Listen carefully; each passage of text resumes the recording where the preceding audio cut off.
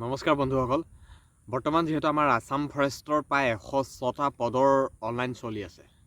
106টা পদৰ বৰ্তমান আসাম ফৰেষ্টৰ ড্ৰাইভাৰ পোষ্টৰ অনলাইন চলি আছে আৰু এইখিনি পোষ্টত এপ্লাই কৰিবলৈ হ'লে জানে ড্ৰাইভিং লাইচেন্স লাগিব, তেতিয়াহে এপ্লাই কৰিব পাৰিব বা এপ্লাই কৰাৰ পাছতো ইণ্টাৰভিউটো তেতিয়াহে দিব পাৰিব যেতিয়া ড্ৰাইভিং লাইচেন্সখন থাকিব। ড্ৰাইভিং লাইচেন্স হ'লেহে সেই 106টা পদত এপ্লাই কৰিব। আৰু এতিয়া মেইন কথাটো হ'ল আমাৰ এতিয়া নতুনকৈ আকৌ আহিবলৈ গৈ আছে AFPF Assam forest protection force, য'ত নেকি এই পোষ্টটোত 10 পাছ হ'লে এপ্লাই কৰিব পাৰি। কনষ্টেবল পদ হয়, যেনেকৈ আসাম পুলিচৰ কনষ্টেবল AB হয়, ঠিক তেনেকৈ। আৰু পিছৰটো পোষ্ট আছে ফৰেষ্ট গাৰ্ড, সেইটো হায়াৰ ছেকেণ্ডেৰী লেভেলৰ পোষ্ট হয়। আৰু তৃতীয়টো পোষ্ট আছে বা সেইটো আমাৰ পোষ্ট আহিবলৈ গৈ আছে SI পোষ্ট, যেনেকৈ অসম পুলিচৰ SI, কামাণ্ডৰ SI, ঠিক তেনেকৈ ফৰেষ্টৰ SIও থাকে। গতিকে SI ফৰেষ্ট আহিবলৈ গৈ আছে গ্ৰেড 1 খুব সোনকালে। কিন্তু ডেটটোৰ কথা নাজানো, একেবাৰে নাজানো, কিন্তু পোষ্ট যে আহিব সেইটো চিয়'ৰ। আসাম ফৰেষ্টৰ নিউ ভেকেঞ্চি বৰ্তমানটো প্ৰকাশ পালে গম পাইছে। 106টা ড্ৰাইভাৰ কনষ্টেবলৰ পদ মুকলি কৰি দিলে। সেইখিনি পোষ্টৰ এপ্লাই কৰাৰ সীমাবদ্ধতাও 10 পাছ হ'লেতো পাৰিব, তথাপি বয়সৰ কথাও জানে 40 বছৰ। বাকী এজ ইলেকশ্যনটো আছেই।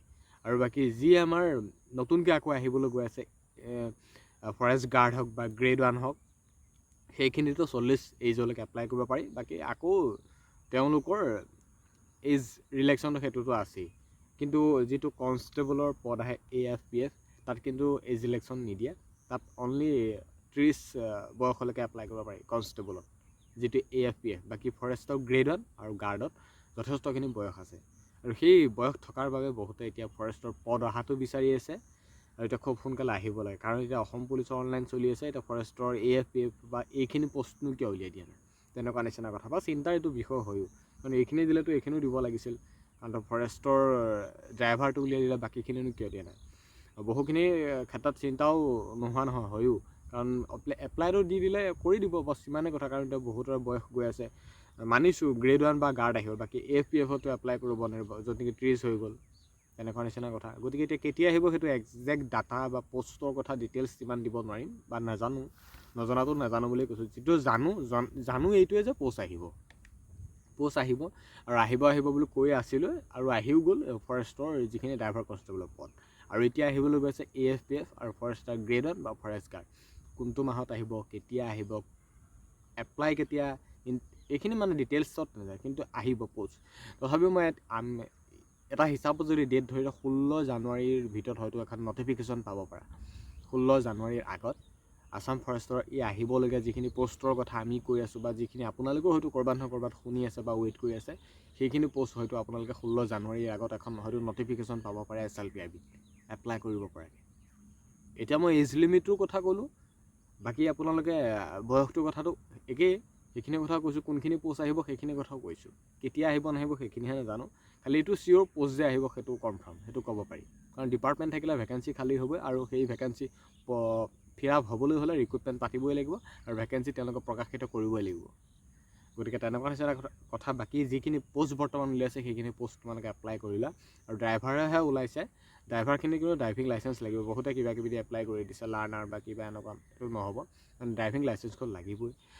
বাকী ইণ্টাৰভিউ সময়ত সেইবিলাকতো বিচাৰিব, সেইটো চিয়'ৰ। আকৌ স্কিল টেষ্টটো আছে, এইটো স্কিল টেষ্টটো পাছ হ'বই লাগিব, কাৰণ স্কিল টেষ্ট পাছ নোহোৱাকৈতো কেনেকৈ গাড়ী চলাবা, তেনেকুৱা নিচিনা কথা। বা ড্ৰাইভিং যিটো টেষ্ট হয় সেইটোকে কৈছোঁ, সেইটো টেষ্ট নহ'লে তোমালোকৰ পাছ কৰিবতো নোৱাৰিবা বা কেনেকৈনো চলাবা।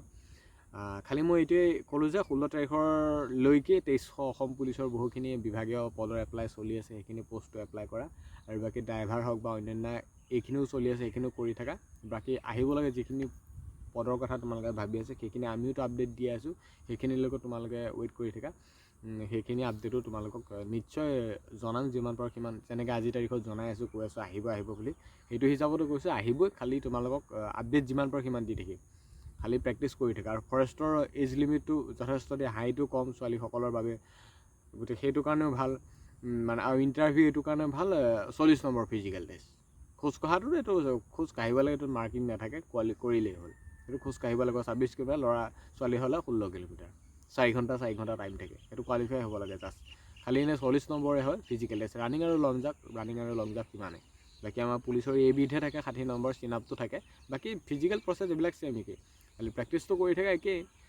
ইটোত নহ'লে সিটোত, সিটোত নহ'লে ইটোত। কিন্তু যিখিনি কেণ্ডিডেট কাট অফত আহে সেইখিনি আকৌ গোটেইকেইটাতে পায়, তেনেকুৱা।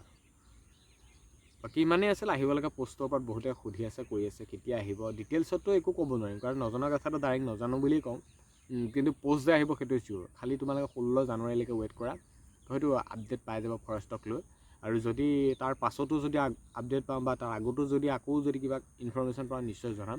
খালি তোমালোকে ৱেইট কৰা। আৰু বাকী এইখিনি পোষ্টত এপ্লাই কৰা।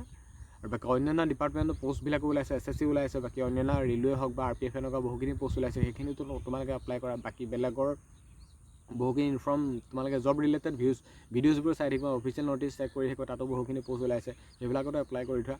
বাকী ইমান আছিল, কেৱল আছাম ফৰেষ্ট, আছাম পুলিচেই যে সকলো আছে এইটো নহয়, কাৰণ ভেকেঞ্চি বহুখিনি আহি আছে, গতিকে সেই তাতো এপ্লাই কৰা।